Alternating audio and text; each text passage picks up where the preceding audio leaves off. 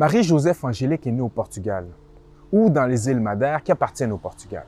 Elle est achetée par un marchand hollandais qui l'amène à New York, qui, lui, la revend à un marchand de Montréal qui s'appelait François Poulain de Francheville, qui est celui qui fonde les forges de Saint-Maurice à Trois-Rivières. Au tournant des années 1730, François Poulain de Francheville décède et lègue tous ses biens à sa femme, Thérèse Coague, dite la veuve de Francheville. Donc, les forges de Saint-Maurice et Marie-Joseph Angélique.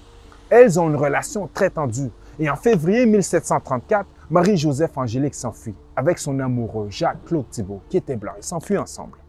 Et sont rattrapés dans le coin de Chambly. Le 10 avril 1734, le feu éclate chez la veuve de Francheville et se propage à environ une cinquantaine de maisons à Montréal. Et quand les gens reviennent sur le fait de l'incendie, ils se souviennent que Marie-Joseph Angélique a essayé de s'enfuir 2 mois plus tôt et donc on l'accuse. Elle est arrêtée et condamnée à mort, notamment sur la foi d'un témoin de 5 ans. Marie-Joseph Angélique est torturée et exécutée par Mathieu Léveillé. Maintenant, à l'époque, on accuse Marie-Joseph Angélique. Au 20e siècle, on a commencé à dire qu'elle était une bouc émissaire, que c'est pas elle qui avait mis le feu.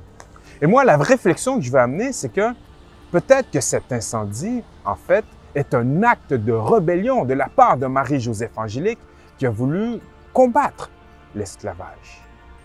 À l'époque, il n'y avait pas beaucoup d'esclaves ici. Et donc, le seul moyen de résister à l'esclavage était la fuite. Les gens s'enfuyaient de Québec vers Montréal, de Montréal vers Québec, ou comme Marie-Joseph Angélique, s'enfuir vers les 13 colonies, ou encore mettre le feu comme elle a fait.